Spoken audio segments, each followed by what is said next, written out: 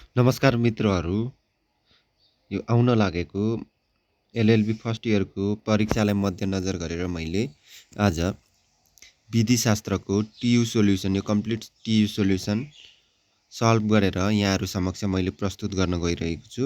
यो PDF format भएको हुनाले यहाँहरूले स्क्रिनमा आफै हेरेर पनि पढ्न सक्नुहुन्छ। मैले एकदम सरल भाषामा विधिशास्त्रमा हालसम्म सोधेका क्वेसनहरू र केही इम्पोर्टेन्ट नोटहरू यहाँहरू समक्ष राख्न गइरहेको छु। पहिलो क्वेसन रहेको छ, विधिशास्त्रको अर्थ र परिभाषा, मिनिङ एन्ड डिफिनेसन अफ जुरिस्प्रुडेन्स। यो टियु 2070 मा सोधेको थियो। अब हेरौँ विधिशास्त्र भने के हो र यसको अर्थ र परिभाषा के हेरौँ है। विधिशास्त्र अङ्ग्रेजी शब्द जुरिस्प्रुडेन्सको नेपाली रूपान्तरण हो भने चाहिँ विधिशास्त्र, फेरि यहाँलाई म एकचोटि पढेर सुनाउँछु। विधिशास्त्र अङ्ग्रेजी शब्द जुरिस्प्रुडेन्सको नेपाली रूपान्तरण हो। जुरिस्प्रुडेन्स शब्दको व्युत्पत्ति यसको समानार्थी प्राचीन ल्याटिन शब्द जुरिस्प्रुडेन्सियाबाट आएको हो भने चाहिँ यो चाहिँ तपाईँको उत्पत्ति चाहिँ ल्याटिन भाषाबाट भएको। यस जुरिस्प्रुडेन्स भन्ने शब्द जुरिस र प्रुडेन्सिया भन्ने दुई शब्दहरूको समायोजन रहेको छ, जसमा जुरिसको अर्थ कानुन वा न्याय हो र प्रुडेन्सियाको अर्थ ज्ञान, सिप, दक्षता वा शास्त्र हो। यस प्रकार प्राचीन व्युत्पत्ति अनुसार विधिशास्त्रको अर्थ कानुनको ज्ञान हासिल गर्ने, कानुन वा न्यायको अध्ययन गर्ने शास्त्र हो है। यहाँ एकदम सरल तरिकाले छ। यहाँ जुरिस्प्रुडेन्स भनेको ल्याटिन भाषाबाट आएको हो। जुरिस्प्रुडेन्स भनेको दुईटा शब्द मिलेर बनेको हुन्छ। पहिलो भनेको जुरिस र अर्को भनेको प्रुडेन्सिया। यो दुईटा शब्द मिलेर चाहिँ जुरिस्प्रुडेन्स भनेको बनेको हुन्छ है। जसमा चाहिँ जुरिस भनेको चाहिँ के हो, कानुन वा न्याय हो भने प्रुडेन्सियाको अर्थ भनेको ज्ञान, सिप, दक्षता वा शास्त्र हो। त्यसैले जुरिस्प्रुडेन्स भनेको चाहिँ के हो, कानुनको ज्ञान हासिल गर्ने, कानुन वा न्यायको अध्ययन गर्ने शास्त्रलाई चाहिँ हामीले जुरिस्प्रुडेन्स भनिन्छ भने चाहिँ विधिशास्त्रको शाब्दिक व्युत्पत्ति भएको शब्दले दिने अर्थको आफ्नै महत्त्व छ। विधिशास्त्रलाई सामान्य अर्थमा भन्नुपर्दा यो कानुन वा न्यायको बारेमा अध्ययन गर्ने शास्त्र हो भने चाहिँ विधिशास्त्र भने के हो भन्दाखेरि हेर्नु त कानुन वा न्यायको अध्ययन गर्ने शास्त्रलाई नै विधिशास्त्र अर्थात् जुरिस्प्रुडेन्स भनिन्छ भनेको छ। यसले विधि कानुनको शास्त्रीय ज्ञान हासिल गराउँदछ। विधिशास्त्रको शाब्दिक व्युत्पत्ति शब्दले दिने अर्थमा मात्र सीमित रहेको छैन। यसलाई समय, काल, व्यवस्था अनुरूप विधिशास्त्रको आफ्नो दृष्टिकोण एवं धारणा अनुरूप विविध रूपमा आउने एवं परिभाषित गर्ने प्रशस्त प्रयासहरू भएको पाइन्छ। हामीले सबै विधिशास्त्रीहरूले गरेका प्रयासलाई उतार्न र तिनीहरूको विश्लेषण गर्न सम्भव छैन। तसर्थ केही महत्त्वपूर्ण विधिशास्त्रहरूका परिभाषा र दृष्टिकोणलाई मात्र अध्ययन र विश्लेषण गरी विधिशास्त्रलाई कानुनको व्यापक अध्ययन गराउने शास्त्रको परिप्रेक्ष्यको रूपमा परिभाषित गर्नुपर्ने हुन्छ। अल्पियन हेरौँ। यो अल्पियनले विधिशास्त्र भने के भनेर चाहिँ, अल्पियन चाहिँ यो प्राचीन रोमन कानुनविद है। अब हेरौँ त यसले के भनेर रहेछ। प्राचीन रोमन कानुनविद अल्पियनका अनुसार विधिशास्त्र भनेको दैवी तथा मानवीय वस्तुहरूको धारणा र उचित, ठिक र अनुचित, बेठिक तथा अनुचित बेठिकको ज्ञान दिलाउने विज्ञान हो भनेछ। प्राचीन विधिशास्त्री अल्पियनले आफ्नो परिभाषामा धार्मिक, दार्शनिक एवं नैतिक तीनवटै दृष्टिकोणबाट समाविष्ट गरेको देखिन्छ। यो परिभाषा प्राचीन समाजका लागि उपयुक्त थियो। प्राचीन समाजले कानुन र न्यायलाई हेर्ने दृष्टिकोण यसै अनुरूप थियो। त्यसैले अल्पियनको विधिशास्त्रको परिभाषाको सम्बन्धमा गरेको दृष्टिकोणलाई आधुनिक राज्य व्यवस्था र कानुनी राज्यका परिप्रेक्ष्यमा उपयुक्त मान्न सकिँदैन। आधुनिक विधिशास्त्रले दैवी चिजहरूको ज्ञानका बारेमा त्यति खोज गर्दैन जति यसले मानवीय स्वभाव र कार्यहरूको ज्ञानको बारेमा चासो राख्दछ। उचित र अनुचित सम्बन्ध, धारणा, दृष्टिकोण एवं नियमहरूलाई सम्पूर्ण रूपमा विधिशास्त्रले मात्र अध्ययन गर्दैन। उचित र अनुचित सम्बन्धी नियमहरूलाई कानुनले भन्दा बढी धर्म र नैतिकताले अध्ययन, मनन एवं चिन्तन गर्दछ। अल्पियनको यस परिभाषाले विधिशास्त्रलाई कानुनको ज्ञान हासिल गराउने शास्त्रको रूपमा प्रस्तुत गर्न सकेको छैन। यसर्थ यो परिभाषा ज्यादै प्राचीनतम भएको हुँदा आधुनिक परिप्रेक्ष्यमा अनुपयुक्त भएको विश्लेषण गरिएको पाइन्छ। यो अल्पियनको भयो। त्यसै गरी सिसेरो, यो सिसेरो प्राचीन रोमन विधिशास्त्री हो। प्राचीन रोमन विधिशास्त्री सिसेरोको शब्दमा विधिशास्त्र भनेको कानुन सम्बन्धी ज्ञानको दार्शनिक पक्ष हो भनेर चाहिँ यसले चाहिँ दार्शनिक पक्ष सुरु गरेछ। Jurisprudence is the philosophical aspect of knowledge of law. यस परिभाषासँग केही हदसम्म सहमत हुन सक्ने भए पनि पूर्ण रूपमा भने हुन सकिँदैन। विधिशास्त्रले कानुन सम्बन्धी विविध ज्ञानलाई केही हदसम्म दार्शनिक दृष्टिकोणबाट हेर्ने गर्दछ, तर व्यापक रूपमा हेर्दा विधिशास्त्रले कानुनलाई दार्शनिक दृष्टिकोणबाट भन्दा सामाजिक वा वैज्ञानिक दृष्टिकोणबाट अध्ययन गर्दछ। यसैले सिसेरोको यो परिभाषा अपूर्ण छ। यसले विधिशास्त्रको पूर्ण अर्थ दिन सकेको छैन भनेछ। अब हेरौँ जोन अस्टिन आधुनिक विधिशास्त्री हुन्। अब यिनले के भनेर रहेछन्? जोन अस्टिन आधुनिक विधिशास्त्रका सूत्रधार मध्येका एक मानिन्छ। उनको विचारमा विधिशास्त्र मानव निर्मित कानुन पोजिटिभ लको दर्शन हो भने चाहिँ jurisprudence is the philosophy of positive law. अस्टिनले आफ्नो परिभाषामा मानव निर्मित पोजिटिभ कानुन शब्दको प्रयोग गरेका छन्। वास्तवमा विधिशास्त्रले संप्रभुद्वारा राज्यका नागरिकलाई लागू गर्न सिर्जना गरिएको कानुनको मात्र अध्ययन गर्दछ, जुन कानुनको उल्लङ्घन गरेमा राज्यले दण्ड समेत दिन सक्ने बल प्राप्त गरेको हुन्छ। यस्तो कानुनी नैतिक एवं धार्मिक नियमभन्दा बेग्लै अस्तित्वको रहेको पाइन्छ।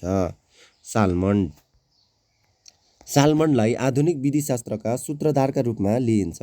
यिनलाई विधिशास्त्रमा खरिएका विधिशास्त्रका रूपमा पनि लिइन्छ र यिनले विधिशास्त्रका विविध पक्षहरूमा राख्ने गरेको धारणा र दृष्टिकोणहरूको अनुकरण गर्ने प्रचलन छ। यिनका शब्दमा विधिशास्त्र कानुनको खास खोजपूर्ण अध्ययन हो, जुन अध्ययनको प्रकृति अमूर्त, सामान्य र सैद्धान्तिक स्वरूपको हुन्छ र जसले कानुन र कानुनी व्यवस्थाका मौलिक सिद्धान्तहरूको खोजी र विश्लेषण गर्दछ। साल्मनको विचारमा विधिशास्त्रले कुनै खास देशको कानुनको अध्ययन गर्ने नभई कानुनसँग सम्बन्धित समग्र सैद्धान्तिक अवधारणाहरूको खोजपूर्ण अध्ययन गर्दछ।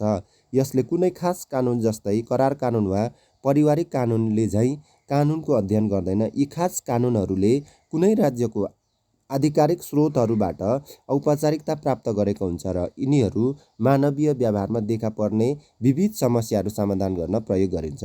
विधिशास्त्र न त कुनै राज्यको आधिकारिक स्रोतबाट निश्चित भएको हुन्छ, न त यसका पछाडि कुनै औपचारिकता नै रहेको हुन्छ, न यो प्रत्यक्ष रूपमा कुनै मानवीय व्यवहारमा उब्जन समस्याहरू समाधान गर्न नै प्रयोग गरिन्छ। यसले कानुनी व्यवस्था पछाडि रहेको र रहनुपर्ने सैद्धान्तिक एवं धारणात्मक कुराहरूको खोज, विश्लेषण एवं अध्ययन गर्दछ भनेर चाहिँ। अब हेरौँ विधिशास्त्रको प्रकृति कस्तो हुँदो रहेछ है। विधिशास्त्रको नेचर कस्तो हुँदो रहेछ हेरौँ। यो शास्त्र सैद्धान्तिक थ्योरिटिकल प्रकृतिका हुनका साथै परिवर्तनशील एवं विकासशील पनि हुन्छ भने चाहिँ यो थ्योरिटिकल र परिवर्तनशील पनि हुने रहेछ। अत कतिपय विद्वानहरूले विधिशास्त्रलाई कार्यान्वयन नहुने अव्यावहारिक विषय, subject without application and practical भ्यालुसम्म पनि भनेका छन्। यद्यपि विधिशास्त्र अन्तर्गत कानुन सम्बन्धी विभिन्न अवधारणाहरूको विवेचना गरिन्छ, जसमा अधिकार, कर्तव्य, दायित्व, सम्पत्ति, भोग, स्वामित्व, वैधानिक व्यक्ति जस्ता विषयहरूको सामान्य तथा व्यापक रूपमा निर्धारण हुन्छ। विधिशास्त्र अन्य कानुनहरू जस्तो संहिताकृत हुँदैन। अत यसको अध्ययन अत्यन्त सतर्कतापूर्वक गर्नुपर्दछ। यसका विषयवस्तुलाई आफ्ना व्यक्तिगत विचार अनुसार प्रस्तुत गर्ने स्वतन्त्रता लेखकलाई हुने हुनाले यसमा नयाँ विषयहरू समेत प्रवेश गर्न सक्दछ। यसले गर्दा यस विषयप्रति अनेक भ्रमहरू पनि सिर्जना हुन सक्दछ। अत तिनका निवारण अत्यन्त सतर्कतापूर्वक गरिनुपर्दछ। विधिशास्त्र सामाजिक विज्ञान हो।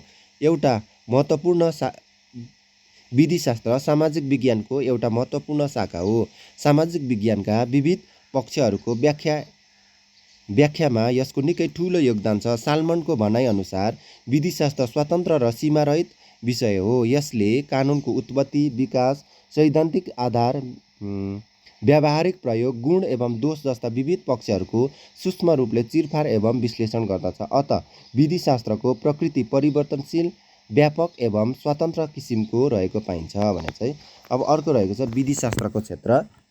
अब हेरौँ यसको स्कोप चाहिँ के रहेछ है।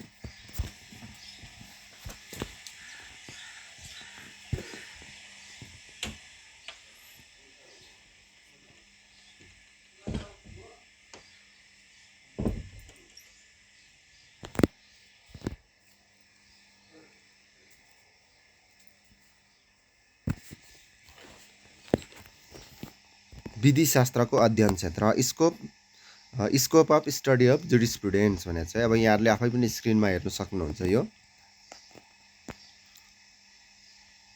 अब हेरौँ के रहेछ यसको अध्ययन क्षेत्र। अन्य सामाजिक शास्त्रहरूको दाँजोमा विधिशास्त्र प्राचीनतम शास्त्र हो। सुरुदेखि आज पर्यन्त गहिरो अध्ययन, खोज, चिन्तन एवं विश्लेषणको विषयवस्तुको रूपमा रहिआएको छ।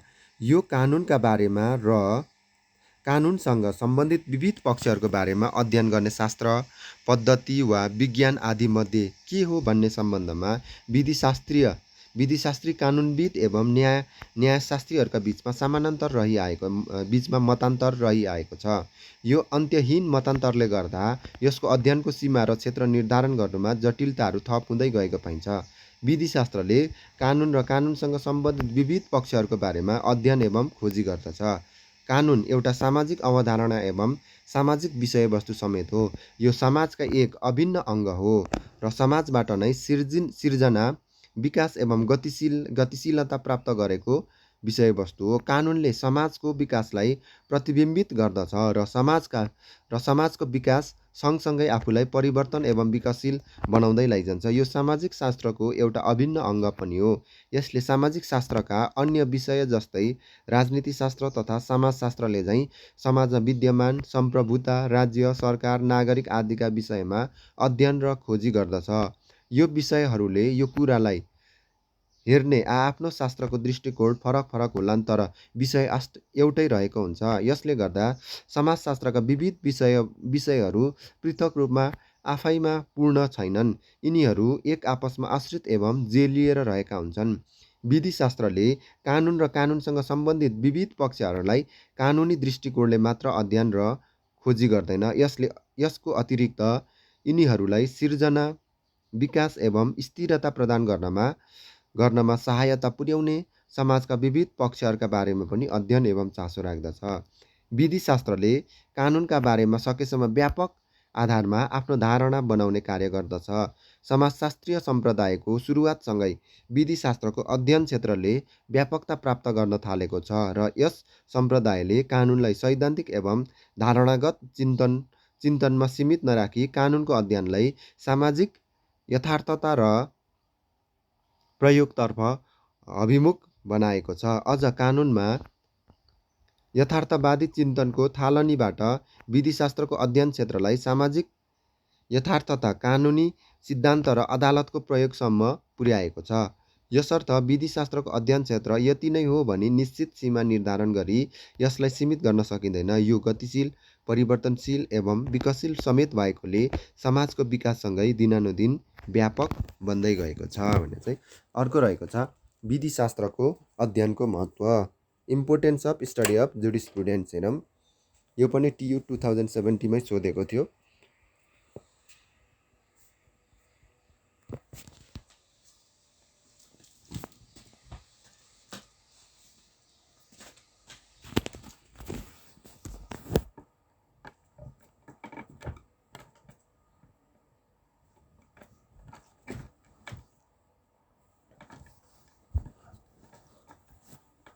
विधिशास्त्रको अध्ययनको महत्त्वबारे चर्चा गर्दा हामीले यसको अध्ययनको विषयवस्तु, यसको सैद्धान्तिक एवं प्रयोगात्मक उपादेयता, यसको अध्ययनबाट फाइदा पुग्ने समाजका विभिन्न व्यक्तिहरू र यसले समाजमा खेल्ने भूमिका आदि विषयहरूमा पनि विचार गर्नुपर्ने हुन्छ। विधिशास्त्रलाई कानुनको आँखा, कानुनको व्याकरण, कानुनको मस्तिष्क, कानुनको विज्ञान र कानुनको मौलिक अवधारणा, कानुनको मौलिक सिद्धान्त, कानुनको दर्शन आदिका रूपमा आदिका रूपमा नामाङ्करण गरिनुबाट पनि यसको अध्ययनको महत्त्वलाई इङ्गित गर्दछ। कुनै पनि विषयका मौलिक अवधारणा एवं सिद्धान्तको ज्ञान, त्यस विषयको मूलभूत कुरा बुझ्न, त्यसलाई व्यावहारिक एवं प्रयोगात्मक रूपमा प्रचलनमा ल्याउन, त्यसलाई विकास गर्न एवं तत्सम्बन्धमा रचनात्मक रूपमा नयाँ कुरा सोच्न एवं चिन्तन गर्न समेत नभई हुँदैन। विधिशास्त्र कानुनी अवधारणा एवं कानुनसँग सम्बन्धित विविध पक्षहरूका बारेमा विश्लेषणात्मक रूपमा अध्ययन गर्ने शास्त्र हो। कानुन बिना कुनै समाजको परिकल्पना गर्न सकिँदैन। कानुनले समाजमा देखा पर्ने विविध मानवीय व्यवहारलाई व्यवस्थित, नियन्त्रित एवं मानवीय सम्बन्धलाई सामञ्जस्यता प्रदान गर्ने काम गर्दछ। कानुन भनेको समाजमा विद्यमान सामाजिक पक्षहरूमध्ये सबैभन्दा बढी परिवर्तनशील र गतिशील विषयवस्तु पनि हो। समाजको विकास, परिवर्तन र समाजलाई स्थिर राख्ने महत्त्वपूर्ण सामाजिक यन्त्र समेतका रूपमा कानुनले आफूलाई प्रस्तुत गर्ने भएकोले कानुनसँग सम्बन्धित विविध पक्षहरूलाई चिन्तन गर्ने विषयका सम्बन्धमा विधिशास्त्रको अध्ययन र यसको ज्ञानले ज्यादै महत्त्वपूर्ण स्थान राख्दछ। कानुन बिना मानव समाजको परिकल्पना गर्न सकिँदैन। कानुनरहित समाज नभई एउटा भिड वा झुन्ड हुन जान्छ। त्यसैले कानुन समाजकै अपरिहार्य तत्त्व हो। कानुन आफै बोल्न जान्दैन, यसलाई समाजले नै समयानुकूल बोल्न सक्ने तुल्याउनु पर्दछ। बोल्ने कानुनका रूपमा यसलाई व्यवहारमा उतार्नु त्यति सजिलो काम होइन। बोल्ने कानुन बनाउनु भन्नुको अर्थ यसको व्यावहारिक जटिलतालाई बुझ्नु हो। यसलाई व्यावसायिक विषयका रूपमा हेर्नु भनेको यसलाई सूक्ष्म रूपमा बुझ्न, यसमा अन्तर्निहित सिद्धान्त र यसका विविध पक्ष एवं अवधारणाहरूलाई स्पष्ट, सरल एवं सैद्धान्तिक रूपमा बुझ्नु पनि हो। कानुनलाई यस रूपमा बुझाउने काम विधिशास्त्रले मात्र गर्न सक्दछ। यसो हुँदा यसको ज्ञान र अध्ययनको महत्त्व कानुनविद, कानुन व्यवसायी, विधायिका, कानुनका विद्यार्थीहरूलाई समान रूपमा रहेको हुन्छ। यसको अध्ययन कानुनका प्रयोगकर्ता, कानुनका शिक्षक, कानुनका विद्यार्थी, विधायक एवं विधायिका, न्यायमूर्तिका लागि समेत अपरिहार्य छ। यसको अध्ययनले कानुनी सिद्धान्त तथा अवधारणाहरूको तर्कपूर्ण रूपमा विश्लेषण गर्ने जो कोहीलाई पनि खुबी वा क्षमता प्रदान गर्दछ। विधिशास्त्रको अध्ययनको महत्त्वलाई विवेचना गर्दै विधिशास्त्री डायसले भनेका छन्, यसको अध्ययनले कानुन व्यवसायीलाई उसको व्यावसायिक कारोबारमा दक्षता अभिवृद्धि गराउन आवश्यक ज्ञान प्रदान गर्दछ। कानुनका विद्यार्थीलाई यसले आफ्नो अध्ययनको विषयमा क्रियात्मक भई सोच्ने र कानुनका बारेमा बुझ्न मूलभूत आधारहरू निर्माण गरिदिन्छ र यसैले सबैलाई कानुनका अन्य विविध ज्ञानको क्षेत्रसँग रहेको सम्बन्धलाई सूक्ष्म रूपमा बुझ्न मद्दत पुर्याउँदछ भन्ने चाहिँ। अब अर्को रहेको छ question, what is natural school of law, होइन, नेचुरल ल अफ स्कुल, प्राकृतिक कानुनको सम्प्रदाय भनेको के हो? यो पनि एकदम इम्पोर्टेन्ट क्वेसन हो। कानुनका चाहिँ विभिन्न सम्प्रदायहरू छन् है, त्यही मध्ये अब हामी प्राकृतिक कानुनको सम्प्रदाय भनेको के हो, यो टियुमा सोधेको क्वेसन हो।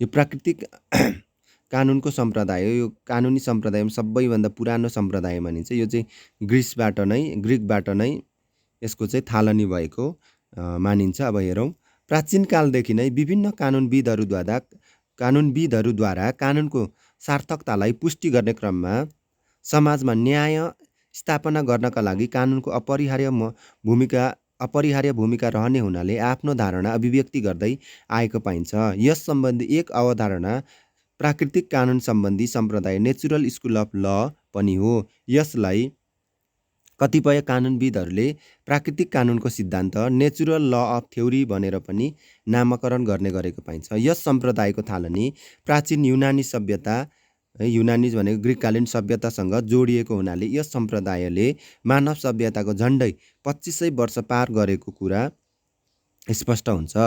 यस पृष्ठभूमिमा भन्नुपर्दा विधिशास्त्रको इतिहास प्राकृतिक कानुनको सम्प्रदायबाट भएको हो भन्न सकिन्छ। यस सम्प्रदायले आफ्नो विकासको क्रममा अनेक विचार धारणा एवं दृष्टिकोणहरूलाई आत्मसात गरी आफ्नो काँचुली फेर्दै आएको छ।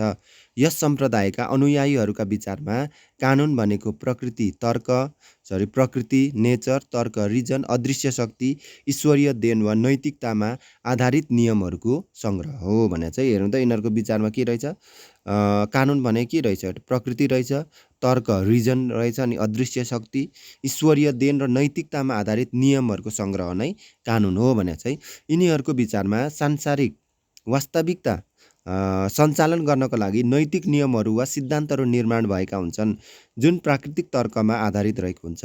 मानिसहरूले लागू हुने नियमहरू त्यस बेला मात्र सही अर्थमा कानुन हुन सक्दछ जब तिनले सांसारिक वास्तविकता सञ्चालन गर्न बनेका नैतिक नियम वा सिद्धान्तसँग मेल खान पुग्दछ।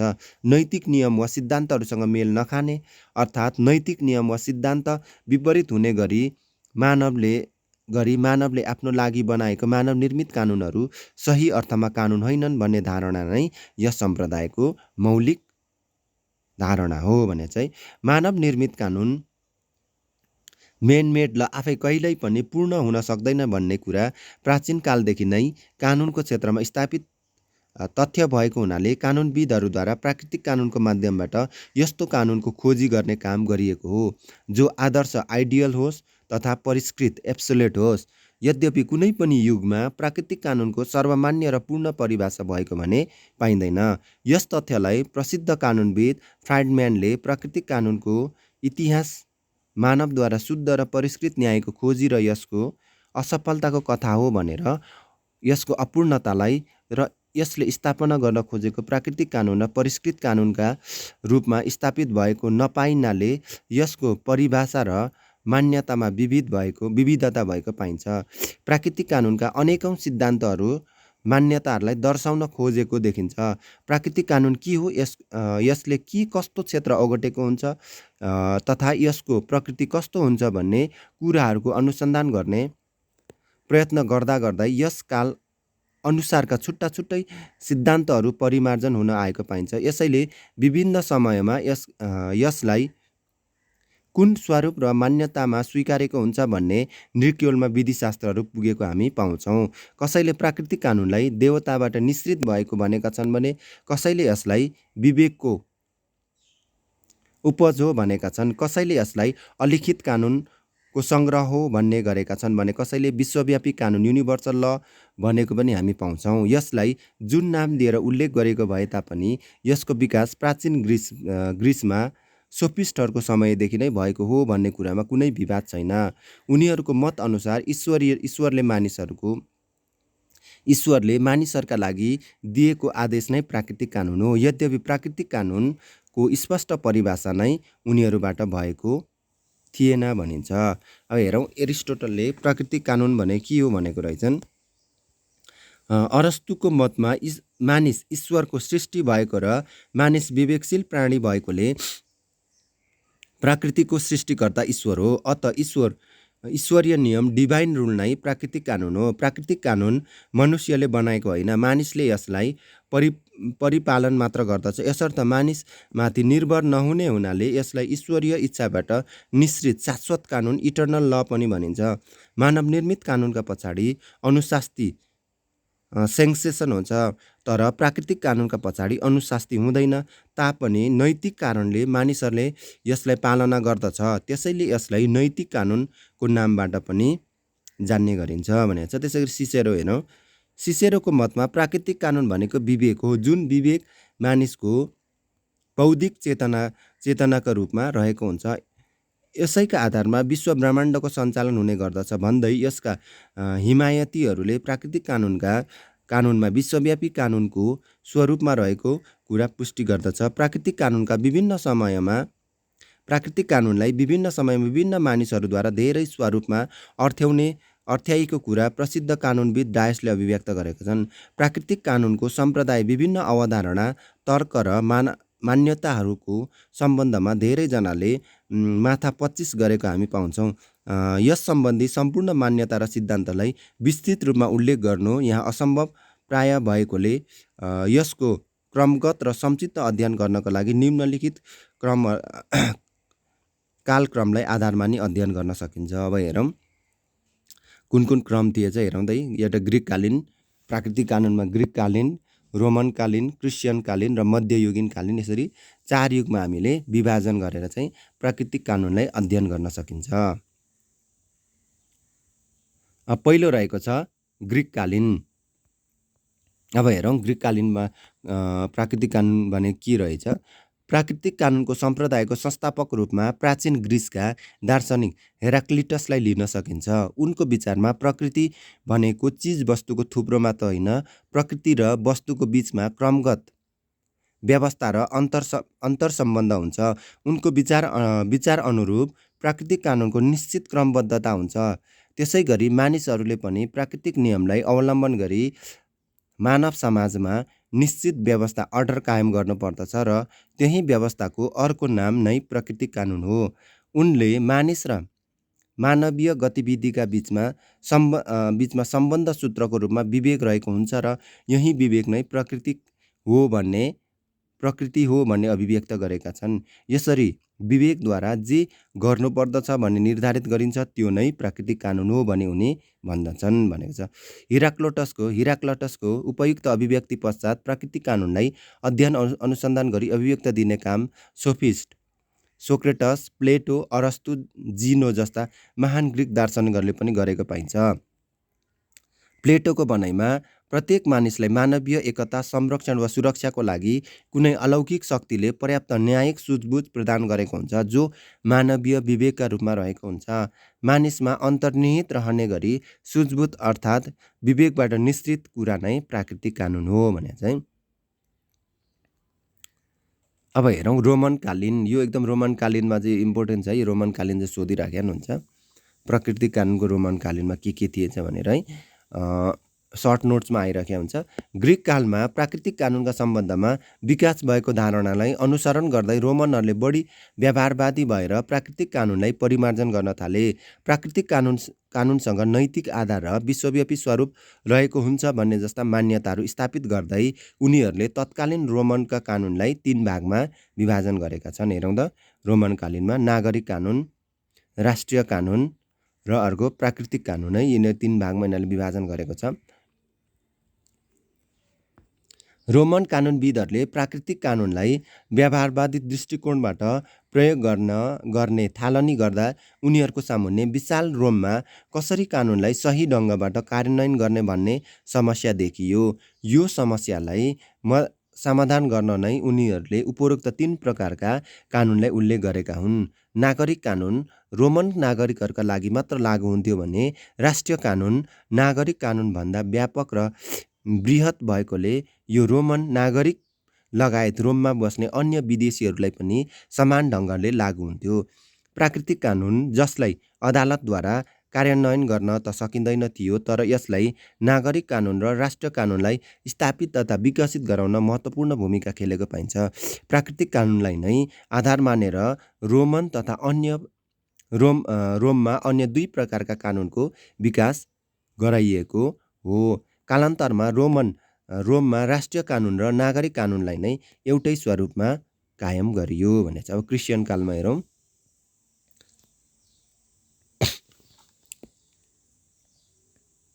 रोमन काल पश्चात प्राचीन सभ्यताको समाप्ति भएको मानिन्छ। प्राचीन कालको समाप्तिपछि तर नयाँ सभ्यताको सुरुवात कालभन्दा अगाडि अर्थात् मध्ययुगको पदार्पण हुनुभन्दा अगाडिको काललाई अँध्यारो काल, डार्क एज पनि भनिन्छ। एम्ब्रोस, एक्विनियस, अगस्टाइन तथा ग्रेगरी जस्ता पादरीहरूले यस कालमा प्राकृतिक कानुनको आदर्शलाई जीवित राखेको पाइन्छ। यस युगका प्रवर्तकका रूपमा पादरी अगस्टाइन मानिन्छ। उनले प्राकृतिक कानुनलाई भौतिक वास्तविकताबाट छुट्याई आध्यात्मिक र धार्मिक एकताका रूपमा विकास गरे। उनले प्राकृतिक कानुनलाई स्वर्ग र पृथ्वीसँग जोड्ने माध्यम बनाए। प्राकृतिक कानुन भनेको ईश्वरको इच्छा, विल अफ गड हो, जो मानिसलाई आज्ञाका रूपमा प्राप्त भएको हुन्छ भन्ने कुरा स्थापित गरायो। दैवी कानुन ल अफ गडसँग विपरीत हुने मानव निर्मित कानुन पोजिटिभ ल सही अर्थमा कानुन नै होइन भन्ने जस्ता मान्यताहरू स्थापित भए। यसरी मानव निर्मित कानुन दैवी कानुनसँग मेल खानुपर्दछ र दैवीय कानुन सर्वोपरि हुन्छ भन्ने धारणाको विकासका साथसाथै चर्चको महत्त्वपूर्ण भूमिका हुने कुरा पनि स्थापित गरायो। चर्च दैवी कानुनको सही व्याख्याकार हो र चर्चले राज्यलाई नियन्त्रित गर्न सक्दछ भन्ने धारणा विकसित भयो।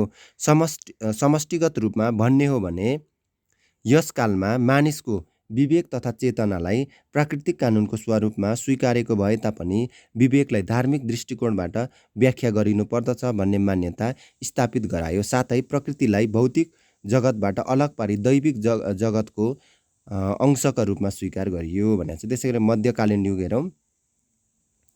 प्राकृतिक कानुन सम्प्रदायले मध्ययुगमा आएर झन महत्त्वपूर्ण स्थान ग्रहण गर्यो। त्यस्ताका क्रिस्चियन चर्चका पादरीहरूले प्राकृतिक कानुनलाई दुईवटा आधारमा विवेचना गरेको पाइन्छ। एउटा ईश्वरद्वारा प्रदत्त एकता अर्थात् एकमत, एक चर्च र एक साम्राज्यको आधारमा, र अर्को भनेको विश्व एकतासँग सम्बद्ध कानुन, ईश्वरीय कानुनको सर्वोपरिता भनेको छ। अब आधुनिक कालमा हेरौँ प्राकृतिक कानुनको अवस्था कस्तो रहेछ। युरोपमा पुनर्जागरण रिनेसाले ल्याएको आध्यात्मिक, सामाजिक, राजनीतिक र आर्थिक परिवर्तनसँगै प्राकृतिक कानुनको आधुनिक कालको पनि थालनी हुन्छ। यस कालमा मानिस प्रकृतिको भाग हो भन्ने धारणामा परिवर्तन आयो। मानिसलाई आफै साध्य र ज्ञानको भोको र आफ्नो शक्तिका लागि जागरुक प्राणीका रूपमा स्वीकार्दै व्यक्तिको व्यक्तिगत स्वतन्त्रता माग गर्दै निरङ्कुश एवं स्वेच्छाचारी शासकका विरुद्धमा सङ्घर्ष सुरु हुन थाल्यो। त्यस्ताका वैयक्तिक स्वतन्त्रताको व्यवस्था र संरक्षणको माग दाबीलाई समर्थन गराउन प्राकृतिक कानुनका सिद्धान्तहरूलाई विवेचना गर्न थालियो र प्राकृतिक कानुनलाई दैवीय नियमहरूको अतिरिक्त विवेकपूर्ण ढङ्गबाट तर्क दिएको कुरा हो भनी नयाँ व्याख्याहरू दिन थालियो। 16औं शताब्दीदेखि 18औं शताब्दीको अन्त्यसम्म प्राकृतिक कानुनको परम्परागत धारणामा व्यापक परिवर्तन देखा पर्दछ। यस अवधिमा ईश्वरको सर्वोपरिता, ईश्वरको आदेश नै कानुन हो भन्ने तथा प्राकृतिक कानुन वास्तविक कानुनभन्दा उच्च कोटिको हुन नसक्ने र विश्वव्यापी रूपमा एकरूपताको कानुन हुन नसक्ने जस्ता धारणाहरू विकसित भई प्राकृतिक कानुनलाई वास्तविकताका आधारमा परिमार्जित गर्ने र व्याख्या गर्ने प्रयास भएको पाइन्छ। 19औं शताब्दीको प्रारम्भमा सुरु भएको विश्वयुद्ध वामपन्थी एवं दक्षिणपन्थी विचारधाराहरू, औपनिवेशिक प्रवृत्ति, नैतिक ह्रास, व्यक्तिवादीको चरम अवस्थाले गर्दा सिर्जित अस्तव्यस्ततालाई अन्त्य गरी सामाजिक सुव्यवस्था, भातृत्व तथा विश्वशान्ति स्थापना गराउनका लागि व्यापकतामा आधारित नैतिक धारणाको विकास र आदर्शवादी सिद्धान्तहरू विकास गर्नुपर्ने भएकोले प्राकृतिक कानुनको नयाँ व्याख्या विवेचना गर्न थालियो। यस युगमा प्राकृतिक कानुनलाई विवेकवाद, रेसनलिजमका रूपमा अगाडि ल्याई राज्यको उत्थान र वैयक्तिक स्वतन्त्रता तथा स्वाधीनताको औचित्यता पुष्टि गर्न आधार बनाइयो। आधुनिक कालको प्रमुख विशेषता यस कालका राजनीतिक चिन्तक हब्स, लक तथा रूसो जस्ता विद्वानहरूको मतमा राज्य स्थापनाको आधारमा सामाजिक सम्झौता, सोसियल कन्ट्र्याक्ट हो भन्ने सिद्धान्त प्रतिपादित भएको छ। यसको आधार र तार्किकता प्राकृतिक कानुन हो भन्ने पुष्टि गरिएको छ। यस अर्थमा भन्ने हो भने यस कालमा राज्यको सार्वभौमिकताको पुष्टि गर्न सामाजिक सम्झौताको सिद्धान्त महत्त्वपूर्ण सिद्धान्तको रूपमा अगाडि ल्याइएको छ भनेको छ। अब अर्को रहेको छ ऐतिहासिक सम्प्रदाय।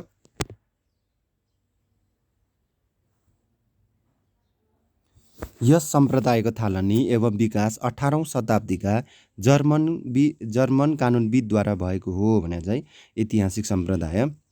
यस सम्प्रदायको मुख्य धारणा के हो भने कानुन न आदर्श हो न यो सार्वभौम सत्ताको आज्ञा नै हो, यो त समाजमा रहेको मानिसहरूको भावना, स्पिरिट अफ पिपल हो र सामाजिक जीवनबाट नै विकास भएको समाजको उपर हो भने चाहिँ अब यो सम्प्रदायले चाहिँ कानुनको विकास चाहिँ नैतिकतामा आधारित नभएर है यो समाजबाटै विकास भएको हो भन्छ। यिनीहरूले चाहिँ एकदम समाज प्रथालाई विशेष ध्यान दिन्छ यो ऐतिहासिक सम्प्रदायले।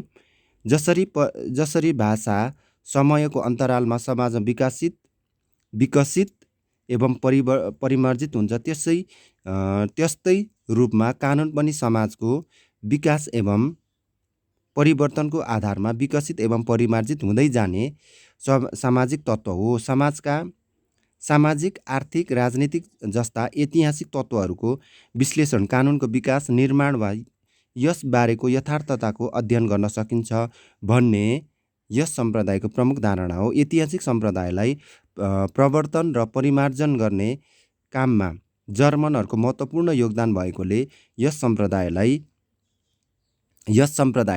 विधिशास्त्रको जर्मन सम्प्रदाय पनि भनिन्छ, जर्मन स्कुल पनि भनिन्छ भनेको छ। अब हेरौँ यो मेयनले के भन्दो रहेछ यो कानुनको बारेमा। यो विधिशास्त्रको बारेमा मेयनको भनाइमा मोन्टेस्क्यू पहिला कानुनविद हुन् जसले कानुनको ऐतिहासिक पद्धति हिस्टोरिकल स्कुललाई अगाडि बढाए। उनले विभिन्न संस्था तथा समाजको अध्ययन अनुसन्धान गरेर कानुन स्वरूप भई प्राकृतिक तथा सामाजिक तथ्यसँग आबद्ध रहेको हुन्छ भनी बताएको पाइन्छ। उनको निष्कर्षलाई उनकै शब्दमा भन्नुपर्दा कानुन सामाजिक परिवेश, स्थानीय अवस्था, घटनाहरू तथा सोचहरूको परिशास्त्रीबाट सिर्जना हुन्छ भने चाहिँ law are creation of climate, local situation, accident or impostor भनेको छ। कानुनविद ह्युगोले के भन्दो रहेछ हेरौँ।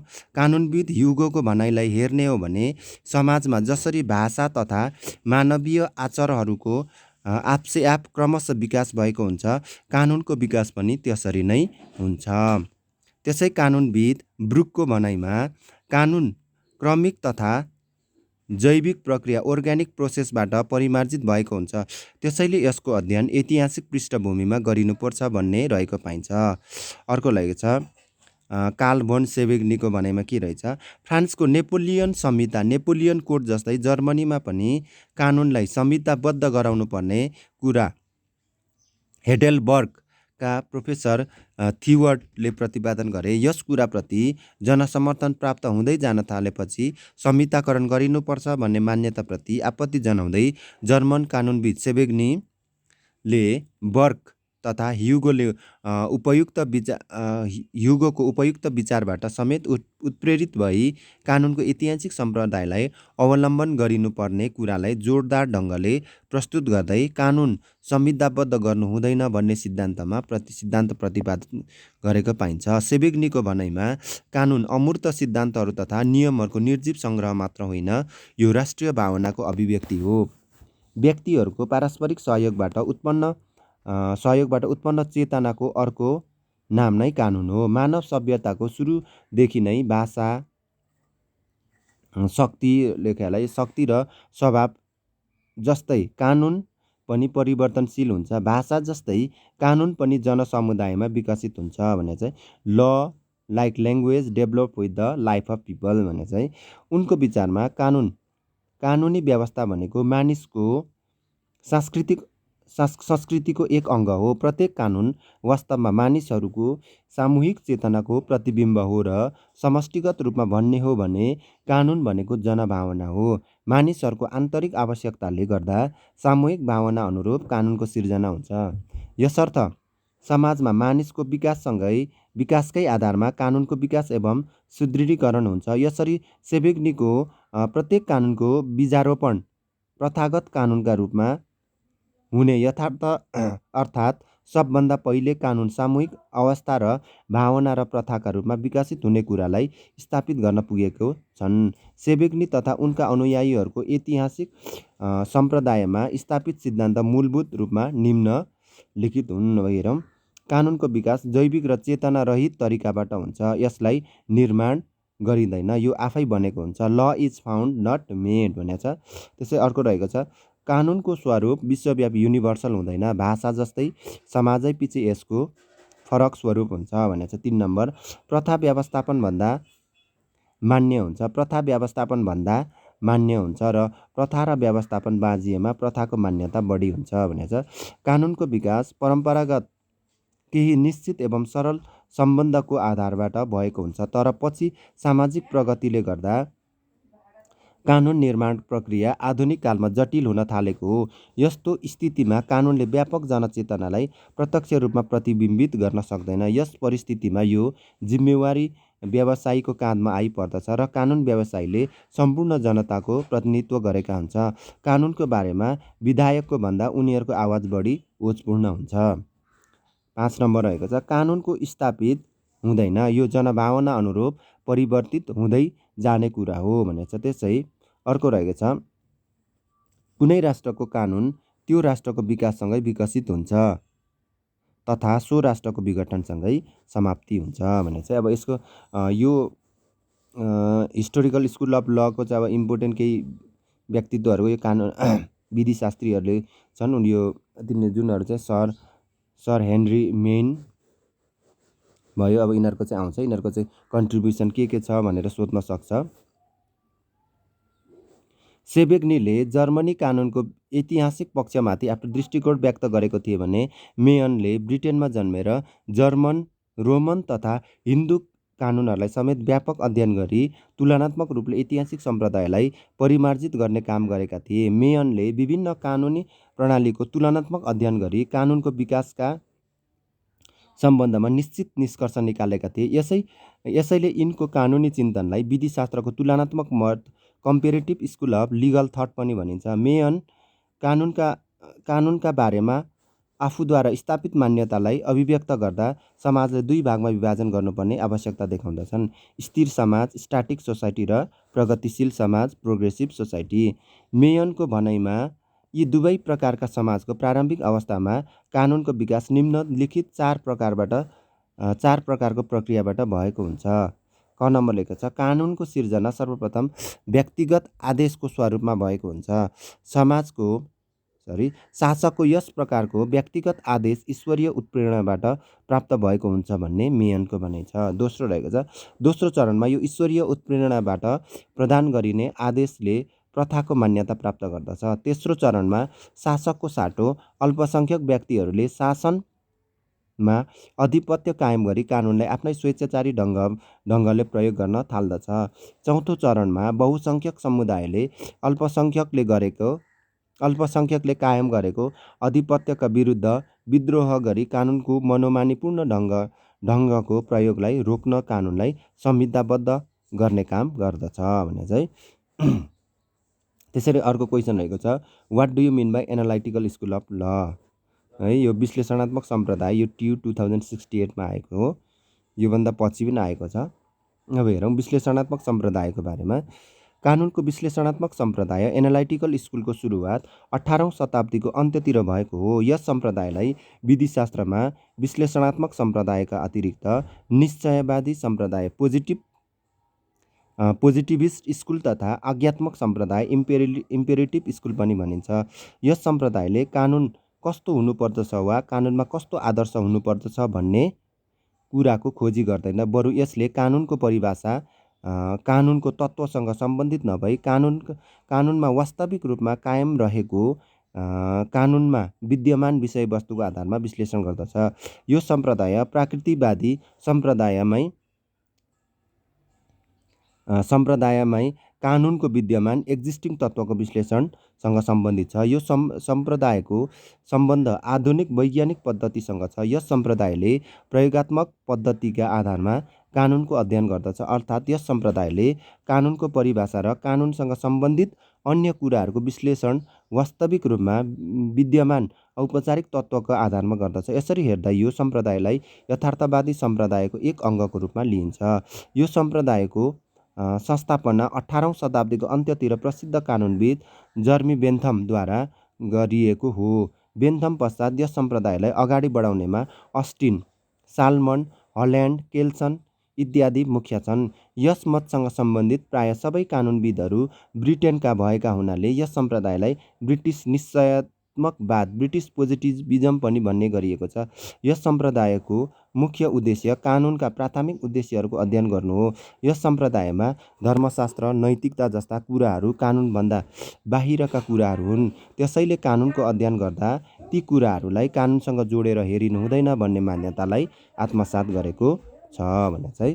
अब यसैमा चाहिँ तपाईँ जर्मी बेन्थमको को अब यो कन्ट्रिब्युसन के रहेको छ एनालाइटिकल स्कुल अफ ल भनेर सोध्न सक्छ। यो सोधेको पनि छ। लगभग 1882 रहेछ, लगभग 1782 लगभग 1782 भित्र लेखिसकेको मानिने द लिमिट अफ जुरिस्प्रुडेन्स डिफाइन्ड नामक पुस्तकमा उनले व्यक्त गरेको कानुन सम्बन्धी अवधारणाको कारणले उनलाई विश्लेषणात्मक सम्प्रदायका पिता फादर अफ एनालाइटिकल स्कुल पनि भनिन्छ। बेन्थमले कानुनलाई राज्य र सार्वभौमसत्ताको फल भनेका छन्। उनले कानुनलाई खास अवस्थामा खास व्यक्ति र व्यक्तिको समूहले पालना गर्नुपर्ने व्यवहारसँग सम्बन्धित आचरणका रूपमा राज्यको सार्वभौम सत्ता सम्पन्न व्यक्तिले कायम गरेको वा महसुस गरेको इच्छा वा सङ्कल्पका रूपमा स्थापित गर्न खोजेका छन्। बेन्थमले कानुनका बारेमा चिन्तन गर्दा दार्शनिक पक्षबाट भन्दा तथ्यगत पक्षबाट गरेको पाइन्छ। उनले कानुन कस्तो हुनुपर्छ भन्ने जस्ता आदर्शनात्मक तरिकाबाट कानुनलाई विवेचना नगरी कानुन कस्तो हुनुपर्दछ भन्ने पक्षबाट कानुनलाई केलाउने काम गरेको पाइन्छ। यसै क्रममा उनले प्रत्येक कानुनलाई विभिन्न 8वटा आधारमा विवेचना गर्न सकिने तथ्यलाई दर्शाएका छन्। मौजुदा कानुन कस्तो रहेको हुन्छ भन्ने जस्ता कानुनको स्वभाव नेचरलाई दर्शाउने काम बेन्थमले गरेको पाइन्छ। र यसै क्रममा उनले स्रोत सोर्सेस, विषयवस्तु, उद्देश्य, विस्तार र पक्षहरू, शक्ति, उपचार तत्त्व तथा अभिव्यक्त जस्ता आधारमा कानुनलाई विश्लेषण गर्नुपर्ने दृष्टिकोण अघि सारेका छन्। बेन्थमले कानुनको स्रोतका रूपमा संप्रभुको इच्छालाई राखेको पाइन्छ। बेन्थमको विचारमा कानुनको घोषणाले राज्यमा संप्रभुको इच्छाको अभिव्यक्त भएको हुन्छ। त्यसै उनले कानुनका विषयवस्तुमा कुनै खास समुदायका मानिस वा मानिसहरूको समूह वा खास चिजलाई राखेको पाइन्छ। उनको भनाइमा मानिसले कुनै कार्य गर्न र हुँदैन भन्ने कुराको व्यवस्था कानुनले गरेको हुन्छ भने चाहिँ अब अर्को जोन अस्टिन हेरौँ। जर्मी बेन्थमपछि विधिशास्त्रको विश्लेषणात्मक सम्प्रदायमा योगदान गर्ने प्रमुख व्यक्तिका रूपमा बेलायतका जोन अस्टिन। जर्मी बेन्थमपछि विधिशास्त्रको विश्लेषणात्मक सम्प्रदायमा योगदान गर्ने प्रमुख व्यक्तिका रूपमा बेलायतका जोन अस्टिन सन् 1790 देखि 1859 लाई मानिन्छ। उनले कानुनका सन्दर्भमा विश्लेषणात्मक दृष्टिकोणलाई अवलम्बन गरेर त्यसलाई व्यावहारिक रूप दिनमा मद्दत गरेका छन्। विधिशास्त्रको विश्लेषणात्मक सम्प्रदाय सम्बन्धी उनका विचारहरू द प्रोभिन्स अफ जुरिस्प्रुडेन्स डिटरमाइनमा प्रकाशित भएका छन्। यिनले जर्मनी, रोमन र अङ्ग्रेजी कानुनहरूको तुलनात्मक अध्ययन गरेका थिए। यस सन्दर्भमा रोमन कानुन व्यवस्थित र वैज्ञानिक भएको र अङ्ग्रेजी कानुन त्यस्तो नभएको पाइएको कारण उनले अङ्ग्रेजी कानुनको सुधारका सन्दर्भमा आफ्नो अध्ययन र विश्लेषण गरेको पाइन्छ। साल्मन हेरौँ। न्याय सम्पादनका सिलसिलामा राज्यद्वारा लागू गरिएका तथा मान्यता प्रदान गरिएका सिद्धान्त तथा नियमहरूको सङ्ग्रह नै कानुन हो भनी मत व्यक्त गर्ने न्युजिल्यान्डका न्यायाधीश साल्मन विधिशास्त्रको विश्लेषणात्मक सम्प्रदायका अर्का प्रणेता हुन्। यस सम्बन्धी उनका विचारहरू जुरिस्प्रुडेन्स अर थ्योरी अफ ल कृतिमा सङ्ग्रहित छन्। साल्मन कानुनलाई अस्टिनको जस्तो संप्रभुको आदेश मान्दैनन् र कानुन न्याय सम्पादनका लागि राज्यबाट लागू हुने कुरा हो भन्ने धारणा व्यक्त गर्दछन्। कानुनले न्याय दिनुपर्दछ। कानुन र नैतिकता दुई अलग अलग तथा अन्तर्निहित कुरा हुन् भन्ने साल्मनको भनाइ रहेको पाइन्छ। यसरी साल्मन कानुनलाई निश्चित प्रक्रियाबाट मानवद्वारा निर्माण गरिएको नियमहरूको सङ्ग्रह हो जो राज्यद्वारा प्रयोगमा ल्याइन्छ भनी परिभाषित गर्दछन् भनेछ। अर्को रहेको छ हल्यान्ड। बेलायती विधिशास्त्री हल्यान्डका विचारमा कानुन राज्यद्वारा बनाइँदैन बरु लागू गरिन्छ। उनी कानुनलाई विश्लेषणात्मक पक्षबाट हेर्ने विचारक हुन्। उनले एलिमेन्ट्स अफ जुरिस्प्रुडेन्स भन्ने आफ्नो पुस्तक मार्फत यस्ता विचारहरू अभिव्यक्त गरेका छन्।